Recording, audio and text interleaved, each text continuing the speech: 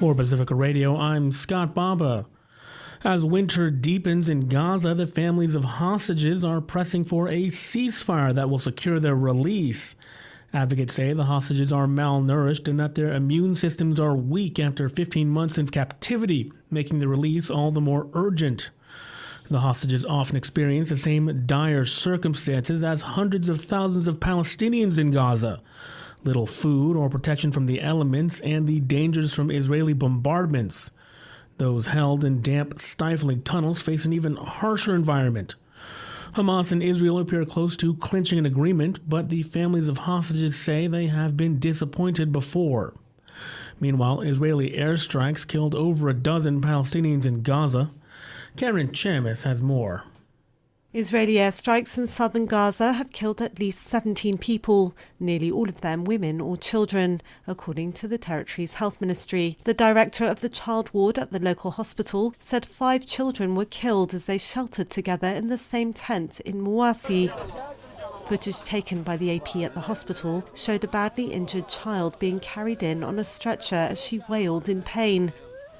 The strikes tore into tents for displaced Palestinians in Mawasi and a car and 2 houses in the Khan Yunis area, according to the hospital. A man carrying the corpse of a child in a white shroud soaked in blood hugged the lifeless body before leaving it inside the morgue as he left with tears streaming down his face.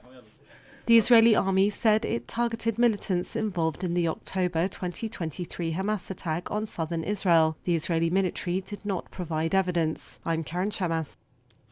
The Prime Minister of Denmark is warning that Greenland is not for sale. It comes after Donald Trump said the United States needs the territory for national security purposes. William Denislow reports. President-elect Trump says Russian and Chinese ships are all around Greenland and says Denmark should give it up. Greenland is an autonomous Danish territory, and Denmark's Prime Minister Mette Frederiksen says Greenland belongs to the Greenlanders. Trump warned at a press conference on Tuesday that it could tariff Denmark at a high level if not given to the US. In response, the French Foreign Minister warned against other nations attacking the European Union's sovereign borders. William Denslow, Brussels. President-elect Donald Trump is asking the Supreme Court to call off Friday's sentencing in his hush money case in New York. Trump's lawyers turned to the nation's highest court today after New York courts refused to postpone the sentencing by Judge Juan Merchan, who presided over Trump's trial and conviction in May on 34 felony counts of falsifying business records. Trump's team sought an immediate stay of the scheduled sentencing to, quote, prevent grave injustice and harm to the institution of the presidency and the operations of the federal government. The Supreme Court wants a response from New York prosecutors by Thursday morning. The Manhattan District Attorney's Office said it will respond in court papers.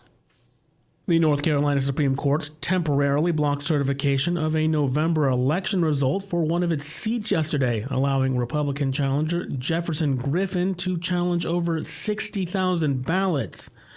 The decision delays certification for Democratic Associate Justice Allison Riggs, who leads Griffin by 734 votes out of 5.5 million votes cast.